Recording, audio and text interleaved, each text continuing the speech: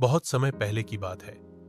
मध्य भारत के एक घने जंगल रुद्रवन में हर शाम एक डरावना सन्नाटा छा जाता था।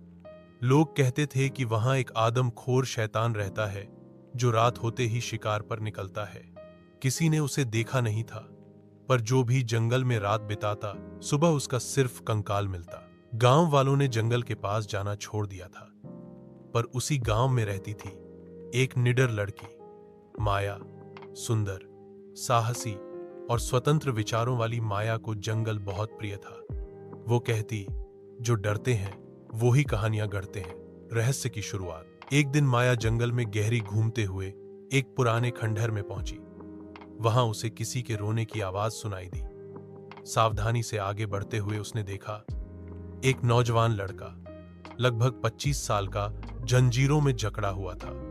उसके लंबे बाल, तेज लाल आंखें और छिलती त्वचा साफ बता रही थी कि वो इंसान नहीं था, पर फिर भी उसका चेहरा दुख से भरा हुआ था। कौन हो तुम? माया ने पूछा। लड़के ने धीमे स्वर में कहा, मेरा नाम अघोर है। मैं इस जंगल का शापित रक्षक हूं। शाप की कहानी। अघोर ने बताया कि सैकड़ों साल पहले वो एक इंसानी राजकुमार था। उसकी आत्मा में जंगल की आत्मा रुद्रदेव का अंश था। लेकिन जब उसने जंगल की मर्यादाओं को तोड़ा, लालच में पेड़ कटवाए, जानवरों को मारा, तो उसे श्राप मिला। हर पूर्णिमा की रात वो आदमखोर शैतान बन जाता, बिना अपनी इच्छा के इंसानों को मारता। इस जंजीर में बंधा हूं ताकि किसी को नुकसान न पहुंचाऊं, पर यह श्राप तब तक खत्म नहीं होगा जब तक कोई मुझे सच्चा प्रेम नहीं करेगा। मेरी राक्षसी आत्मा को स्वीकार करके। माया इस सब पर यकीन तो नहीं कर पा रही थी, लेकिन अघोर की आंखों में जो पीड़ा थी उसने माया का दिल छू लिया। प्रेम की गहराई। माया अब हर रोज अघोर से मिलने जाती। वो उसके लिए फल, पानी और कहानियां लाती। धीरे धीरे दोनों के बीच दोस्ती और फिर प्रेम पनपने लगा। अघोर माया से दूर रहने की कोशिश करता, पर उसका दिल हर बार माया की ओर खिंचता। एक दिन माया ने उसका हाथ पकड़कर कहा, मुझे फर्क नहीं पड़ता तुम कौन हो या क्या हो। तुम्हारे अंदर जो इंसान है, मैं उससे प्रेम करती हूं। अघोर की आंखों में आंसू आ गए। पर इस प्रेम की कीमत बहुत बड़ी हो सकती है माया। अगर पूर्णिमा की रात में अपने रूप में बदल गया और तो मैं तुम्हारे सामने खड़ी रहूंगी। माया ने कहा। पूर्णिमा की रात। वो रात आ ही गई।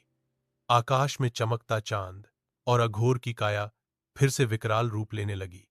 उसके नाखून बढ़ने लगे, आंखें आग सी जलने लगीं और उसके दांत शेर जैसे तेज हो गए। लेकिन माया नहीं डरी।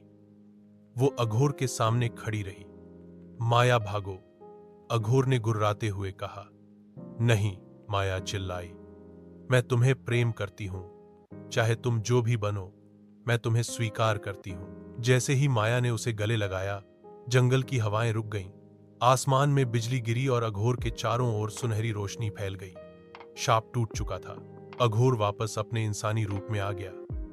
उसकी आंखों से आंसू बह रहे थे। इस बार डर के नहीं, प्रेम और आजादी के।